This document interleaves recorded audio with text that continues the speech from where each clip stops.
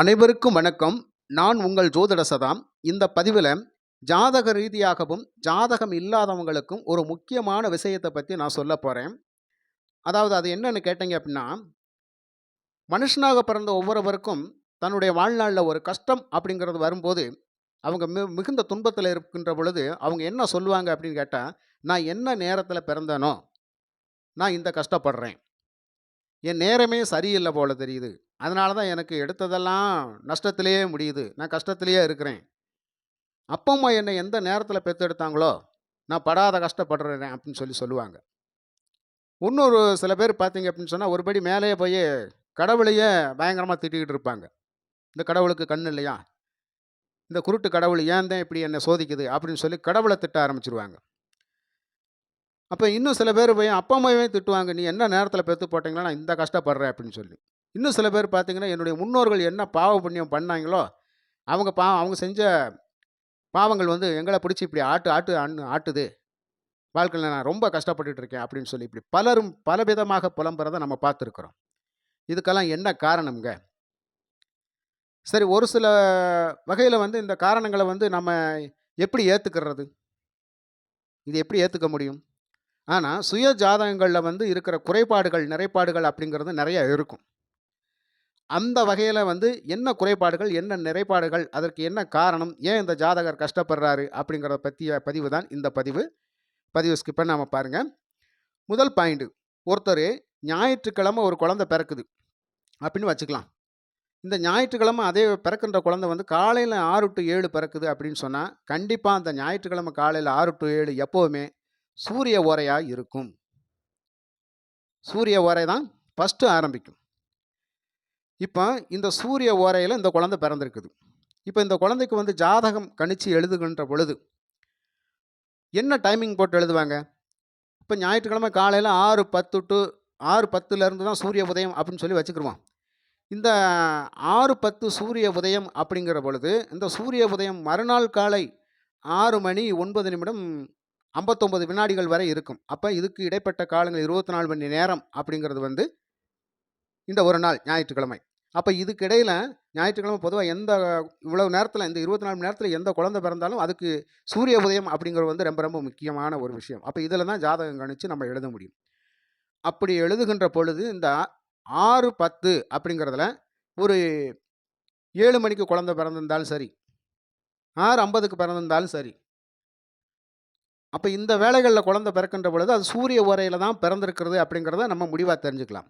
இப்போ ஜாதகம் கணிச்சு எழுதிட்டு பார்க்குறப்ப அந்த குழந்தையோட சுய ஜாதகத்தில் இந்த சூரிய கிரகம் எப்படி இருக்குது, சூரியன் ஆட்சி பலம், திக்பலம், உச்சபலம், நட்பு சமம் அப்படிங்கிற வகையில் இருக்கிறாரா இல்லையா அப்படிங்கிறத அந்த ஜாதகத்தில் நம்ம ஃபஸ்ட் பார்க்கணும். இப்போ அந்த குழந்தை பிறந்த ஜாதகத்தில் இந்த சூரியன் கரெக்டாக ஆட்சி உச்ச நட்பு வலிமை பெற்று மிகுந்த உயர்ந்த நிலையில் இருந்துட்டாரு அப்படின்னு சொன்னால் கண்டிப்பாக அந்த குழந்தையுடைய எதிர்காலம் அழகாக இருக்கும். கண்டிப்பாக அந்த குழந்தையுடைய வாழ்க்கை பிரகாசமாக இருக்கும். கண்டிப்பாக அந்த குழந்தை எல்லா துறைகளிலும் சாதித்து ஒரு உயர்ந்த வாழ்வை அவங்க வாழ்வாங்க அப்படிங்கிறத நாம் தெரிஞ்சுக்கலாம். இப்போ சூரியனுடைய ஆதிக்கம் என்ன, வலிமை என்ன? அவர் ஒரு தலைமை பண்பு வகிக்கக்கூடியவர், ஆளுமை திறன் கொண்டவர், எதுலேயுமே ஒரு தனித்தன்மையாக விளங்கக்கூடியவர், எந்த காரியத்தையும் சாதிக்கக்கூடியவர், அதே மாதிரி இரக்க குணம் கொண்டவர். புரியுதுங்களா? இப்படி நல்ல குணங்கள் கொண்ட அந்த சூரிய பகவானுடைய ஓரையில் அந்த குழந்தை பிறக்குது அப்படின்னு சொன்னால் அந்த குழந்தையோட ஜாதகத்தில் சூரியன் நல்ல நிலைமையில் இருந்தால் கண்டிப்பாக அந்த ஜாதகன் வாழ்க்கையில் நிறைய ஒரு பட்டம் பதவிகளை பெற்று உயரிய அந்தஸ்து கௌரவம் அப்படிங்கிற நிலைமையில் வாழ்வாங்க. அப்படி இல்லைனாலும் ஒரு சாதாரண துறையில் இருந்தால் கூட, ஒரு சின்ன வேலையில் இருந்தால் கூட 10 பேருக்கு மேலே அந்த 10 பேரை வேலை வாங்கக்கூடிய ஒரு தன்மையிலேயாவது அவங்க இருப்பாங்க. அப்போ எதையுமே சாட்சி வாழக்கூடியவங்க. புரியுதுங்களா? அப்போ நல்லா கேட்டுக்கங்க, குழந்தை பிறக்கின்ற நேரம் என்ன ஓரையில் இருக்குது அப்படின்னு பார்த்து அந்த கிரகத்தினுடைய வலிமை ஜாதகத்தில் எப்படி இருக்குன்றது பார்க்குறது தான் ரொம்ப முக்கியம். ஆனால் நாம் இப்போ இந்த பதிவில் என்ன சொல்கிறோம்னு சொன்னால், வாரத்தில் 7 நாட்களும் ஒவ்வொரு நாட்களும் குழந்தை பிறக்கின்ற பொழுது அந்த கிரகத்தினுடைய ஓரையில் பிறந்தால் அந்த குழந்தைகள் எப்படி இருக்கும் அப்படிங்கிறத பற்றி நம்ம பார்த்துக்கிட்டு இருக்கோம். ரெண்டாவதாக பார்த்தீங்க அப்படின்னு சொன்னால், திங்கட்கிழமை இப்போ திங்கக்கிழமை ஒரு குழந்தை பிறக்குதுன்னு வச்சுக்கோங்க. பொதுவாகவே காலையில் வந்து 6 to 7 திங்கக்கிழமை வந்து சந்திர ஓரை தான் இருக்கும். இப்போ இந்த சந்திர ஓரையில் ஒரு குழந்தை பிறக்குது. இப்போ ஜாதகம் கணிக்கிறோம். அந்த ஜாதகத்தை எடுத்து பார்க்குறோம். சந்திரன் வந்து அவருடைய ஜாதகத்தில், அந்த குழந்தையோட ஜாதகத்தில் வலிமையாக இருக்கிறாரா, வளர்பிறை சந்திரனாக இருக்கிறாரா அப்படிங்கிறத பார்க்கணும். பொதுவாகவே வந்து சந்திரன் வந்து எல்லா வீட்டுக்கும் நட்பு கிரகமாக விளங்கக்கூடியவர். ஆனால் புதன் மட்டும்தான் சந்திரனை பகையாக எண்ணுவார். புரியுதுங்களா? புதன் மட்டும் சந்திரனை பகையாக எண்ணுவார். ஆனால் சந்திரன் புதனை பகையாக எண்ண மாட்டார். அப்போ எல்லா வீட்டுகளையும் நட்பு பெறக்கூடியவர். இருந்தாலும் ஆட்சி உச்சம் அப்படிங்கிறது வந்து அவருக்கு கண்டிப்பாக இருக்குது. அப்போ இந்த ரீதியில் சந்திர ஓரையில் பிறக்கின்ற குழந்தைகள், திங்கக்கிழமை சந்திர ஓரையில் பிறக்கின்ற குழந்தைகள், அவங்களுடைய சுய ஜாதகத்தில் சந்திரன் வலிமையாக இருந்தால் கண்டிப்பாக அந்த ஜாதகர்களுக்கு வந்து கஷ்டகாலம் அப்படிங்கிறது வந்து குறைவாக இருக்கும். நிம்மதியான வாழ்க்கை அப்படிங்கிறது வந்து கண்டிப்பாக இருக்கும். மன ரீதியாக இவங்க எப்போதுமே சந்தோஷமாகவே இருப்பாங்க. எவ்வளவு கஷ்டம் வந்தாலும் வெளியில் கஷ்டங்களை காட்டிக்கிற மாட்டாங்க. சிரிச்ச முகமாகவே இருப்பாங்க. இவங்களுடைய வாழ்க்கையில் வந்து உணவு பஞ்சம் அப்படிங்கிறது வந்து இவங்களுக்கு இருக்காது. கண்டிப்பாக இவங்க எந்த துறையில் இருந்தாலும் சந்திரன் சம்பந்தப்பட்ட அந்த காரகத்துவங்கள் வந்து கண்டிப்பாக இவங்களுக்கு வேலை செய்யும். அப்போ இந்த ஜாதகர் அவருடைய கால வாழ்நாளில் வந்து ரொம்ப சந்தோஷமாக இனிமையாக வாழ்க்கையை வாழ்ந்து கொண்டிருப்பார். இப்போ புரிஞ்சுதுங்களா? திங்கக்கிழமை சந்திர ஓரையில் பிறக்கின்ற குழந்தைகள். அப்போ சந்திர ஓரை வந்து காலையில் மட்டும் வராது. இப்போ சந்திர ஓரைக்கு அடுத்து செவ்வாய் ஓரை, புதன் ஓரை, குரு ஓரை, சுக்கிர ஓரை, சனி ஓரை, மறுபடியும் வந்து சூரிய ஓரை வரும். அப்புறமா சந்திர ஓரை வரும். அப்போ 24 மணி நேரத்தில் ஒரு கிரகத்தினுடைய ஓரைகள் எப்பெல்லாம் வருதோ அந்த டைங்கள்லாம் அந்த பிறக்கின்ற குழந்தைகளுக்கு அந்த கிரகத்தினுடைய காரகம் வலிமை கண்டிப்பாக இருக்கும். அது கண்டிப்பாக வேலை செய்யும். புரிஞ்சுக்கிட்டீங்களா? அடுத்ததாக செவ்வாய் ஓரையில் பிறக்கின்ற குழந்தைகள். இப்போ செவ்வாய்க்கிழமை பிறக்கிறாங்க. அன்னைக்கு காலைல 6 to 7 செவ்வாய் ஓரை தான். இந்த செவ்வாய் ஓரை அந்த நாளில் வந்து எங்கெல்லாம் இருக்குதோ அந்த டயத்தில் பிறக்கின்ற குழந்தைகள் எல்லாருமே வந்து செவ்வாயினுடைய காரகத்துவ வலிமைகள் கண்டிப்பாக இருக்கும். அப்போ இவங்ககிட்ட வந்து வேகம், தைரியம், விடாமுயற்சி, கோபம், அகங்காரம், தான் தான் என்கின்ற எண்ணம் எல்லாமே இவங்ககிட்ட இருக்கும். அப்போ எதுலேயுமே இவங்க வந்து முன்னோடியாக முழு முயற்சியோடு செயல்பட்டு வாழ்க்கையில் வெற்றி வாய்ப்பை பெற்று நல்ல முறையில் வாழக்கூடியவங்களாக இந்த ஜாதகர்கள் இருப்பாங்க. அப்போ அவங்களோட ஜாதகத்தில் வந்து செவ்வாய் ஆட்சி உச்சம் நட்பு சமம் என்ற நிலையில் கண்டிப்பாக இருந்துட்டால், திக்பலம் அப்படிங்கிற நிலைமையில் இருந்துட்டால் கண்டிப்பாக அந்த ஜாதகர்களோட வாழ்க்கை குறைபாடு இல்லாமல் அந்த செவ்வாய் சம்மந்தப்பட்ட துறைகளில் வந்து அவங்க பழிச்சிடுவாங்க. அதுக்கு அடுத்ததாக பார்த்தீங்கன்னா புதன்கிழமை. இந்த புதன்கிழமை வந்து புதன் ஓரையில் பிறக்கின்ற எல்லா குழந்தைகளுக்குமே புதன் சம்பந்தப்பட்ட காரகத்துவங்கள் கண்டிப்பாக இருக்கும். இவங்களுடைய ஜாதகங்களில் புதன் வந்து கண்டிப்பாக நல்ல நிலையில் இருக்க வேண்டும். ஆட்சி உச்சம் நட்பு சமம் அப்படிங்கிற நிலையில் இருக்க வேண்டும். இப்போ நீச புதன் நிறைந்த பலனை தரும் அப்படின்னு வேற, மறைந்த புதன் நிறைந்த பலனை தரும் அப்படிங்கிறது வேற ஜோதிடத்தை சொல்லப்பட்ட உண்டு. இருந்தாலும் அப்படியும் நம்ம எடுத்துக்கலாம். அப்போ கண்டிப்பாக புதன் சம்மந்தப்பட்ட காரகத்துவங்களில் பிறக்கிற குழந்தைகள், அந்த ஓரைகளில் பிறக்கின்ற குழந்தைகளுக்கு வந்து புதன் சம்மந்தப்பட்ட காரகத்துவங்கள் அதிகமாக இருக்கும். அப்போ இவங்களுக்கு கண்டிப்பாக நுண்ணறிவு அப்படிங்கிறது கண்டிப்பாக இருக்கும். தன்னுடைய புத்தி கூர்மையால் எந்த காரியத்தையும் செய்து சாதித்து வாழ்நாளில் உயர்வடையக்கூடியவங்க. நல்ல நடிப்பு, நல்ல பேச்சு திறமை, நல்ல கணிதம், இந்த துறைகளெல்லாம் இவங்க வந்து சிறந்து விழுவாங்க. அப்போ 10 ரூபாய் கொடுத்தா அதை எப்படி நிர்வாகம் பண்ணுறது அப்படிங்கிறத வந்து பொருளாதாரம் அப்படிங்கிறத வந்து கரெக்டாக கணிச்சு அவங்க வாழ்க்கையில் வாழ்ந்துக்கிட்டு இருப்பாங்க. புரியுதுங்களா? அப்போ இந்த மாதிரியெல்லாம் இருக்கக்கூடியவங்க வந்து புதனுடைய ஓரையில் பிறக்கக்கூடியவங்க. அடுத்து குரு ஓரையில் பிறக்கிறாங்க அப்படின்னு வியாழக்கிழமை பிறக்கிறாங்கன்னு வச்சுக்கோங்க. அவங்கெல்லாம் குரு ஓரையில் பிறந்தால் அப்போ குருவினுடைய காரகத்துவங்கள் என்ன? இப்போ அவங்களோட வந்து ஒரு நீதிநெறி ஒழுக்கம், கற்பு ஒழுக்கம், என்றைக்கும் நேர்மை தவறாமல் வாழக்கூடியவர்கள். தனகாரகன் இல்லையா? செல்வகாரகன், மங்களகாரகன், நீதித்துறையில் வந்து நிறைய இருக்கக்கூடியவங்க, முக்கிய பொறுப்புகளில் எல்லாம் இருக்கக்கூடியவங்க, ஆசான்கள், இவங்க எல்லாமே குருவோட காரகத்துவத்தில் இருக்கிறவங்க. அப்போ இந்த வியாழக்கிழமைகளில் வந்து குரு ஓரையில் எந்த குழந்தை பிறந்தாலும் அந்த குருவின் காரத்துவத்தோட வலிமை பெற்று இருப்பாங்க. அப்போ இவங்க இருக்கின்ற துறைகள் எல்லாமே சிறந்து விளங்குவாங்க அப்படிங்கிறது தான். இப்போ குருவினுடைய காரகத்துவங்கள் அத்தனையும் அந்த குழந்தையிடம் இருக்கும். அந்த குரு பகவான் தன்னுடைய ஜாதகத்தில் வந்து ஆட்சி உச்சம் நட்பு அப்படிங்கிற நிலையில் இருந்துட்டாங்கன்னா இன்னும் ரொம்ப சிறப்பாக இருக்கும். இப்போ புரியுதுங்களா? அதுக்கு அடுத்தாற்போல வெள்ளிக்கிழமை ஒரு குழந்தை பிறக்குது.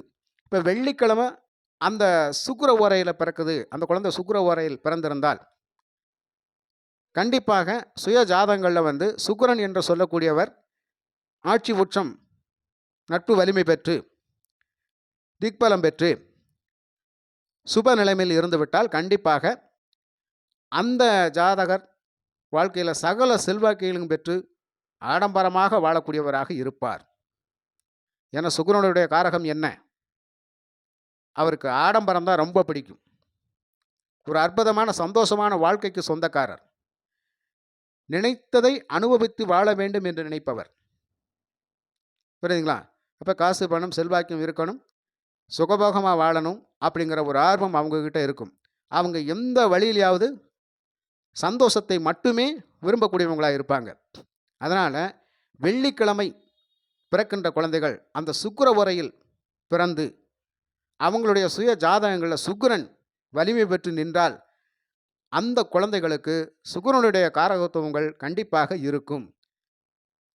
கண்டிப்பா அவங்க அந்த சுக்கிரன் தரக்கூடிய சகல செல்வாக்கியங்களும் அவங்க அனுபவத்தை வாழ்வார்கள் அப்படிங்கிறது உறுதியாக சொல்லப்பட்ட ஒன்று. அதுக்கு அடுத்தாப்புல சனிக்கிழமை குழந்தைங்க பிறக்கிறாங்க. இப்போ இந்த சனிக்கிழமை பிறக்கின்ற குழந்தைகளுக்கு வந்து சனி உரையில பிறக்கிறாங்கன்னா அப்படின்னா இந்த சனியினுடைய காரகத்தில் பிறக்கிறாங்கன்னு அர்த்தம். சனியினுடைய வலிமையில பிறக்கிறாங்கன்னு அர்த்தம். இப்போ சனி பகவான் நீதிமான், ஆயுள்காரகன், வேலைக்காரகன், தொழில்காரகன். அதாவது யாருக்கு எவ்வளவு கொடுக்கணும், எப்போ கொடுக்கணும் அப்படின்னு சொல்லி கணக்கு போட்டு கொடுக்குறவர். செய்த பாவ புண்ணியங்களுக்கு தக்கவாறு பதில் சொல்லக்கூடியவர், பலன் தரக்கூடியவர். இப்போ என்ன கேள்வி நம்ம சனி பகவான்கிட்ட கேட்குறோமோ அந்த கேள்விக்கு என்ன பதில் அவர் சரியாக கொடுக்கக்கூடியவர் சனி பகவான் மட்டும்தான். இப்போ இப்பேற்பட்ட ஒரு சனியினுடைய ஓரையில் குழந்தைகள் பிறந்தால் கண்டிப்பாக அந்த சனி பகவான் சுய ஜாதகத்தில் நல்ல நிலைமையில் இருக்க வேண்டும். இதே தான் சுப வலிமை பெற்று இருக்க வேண்டும். ஆட்சி வீடுகளில் இருக்கணும், உச்ச வீட்டில் இருக்கணும், நட்பு வீட்டில் இருக்கணும், இல்லாட்டி சமம் பெற்றாவது இருக்கணும். அப்போ இந்த அமைப்பில் இருக்கிற போது கண்டிப்பாக அந்த சனியினுடைய காரகத்துவங்கள் வந்து கண்டிப்பாக அந்த குழந்தைக்கு கிடைச்சே தீரும். புரியுதுங்களா?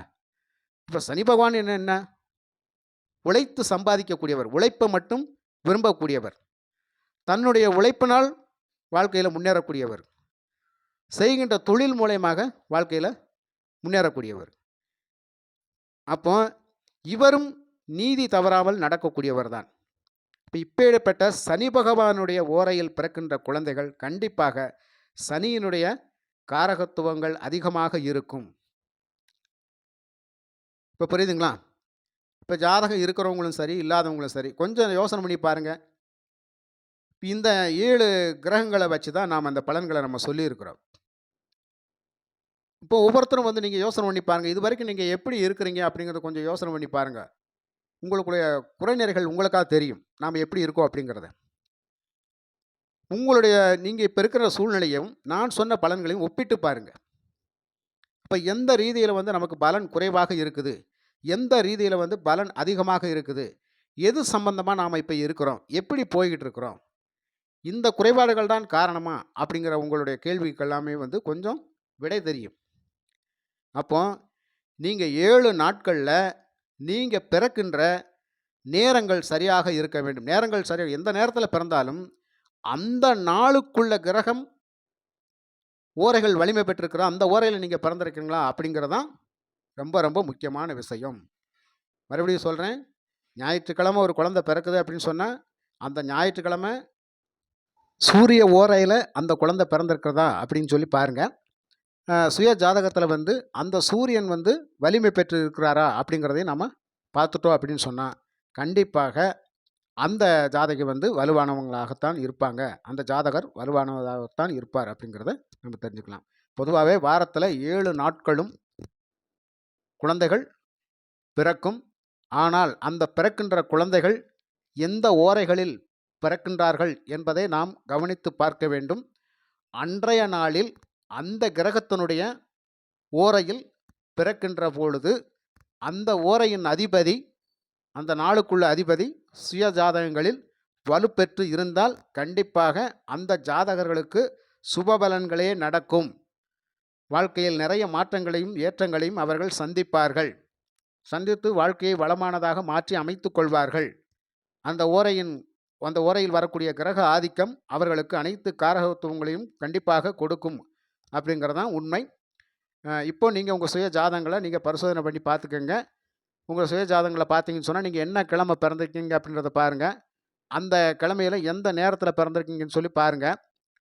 பார்க்கின்ற பொழுது அந்த கிழமைக்குரிய கிரகத்தினுடைய ஓரையில் இருக்கின்றீர்களா அதை மட்டும் பாருங்கள். அப்படி இல்லையா அப்படின்னு சொன்னால் அதுக்கான பதிவு இது அல்ல. இப்போ அடுத்தடுத்து நம்ம பதிவுகளில் வந்து நாம் சொல்லுவோம். உங்களுக்கு அப்படி ஏதாவது சந்தேகமாக இருந்தால் கமெண்ட் பாக்ஸில் கேள்வி கேளுங்க. கண்டிப்பாக நல்ல பதில் நான் சொல்லுவேன்.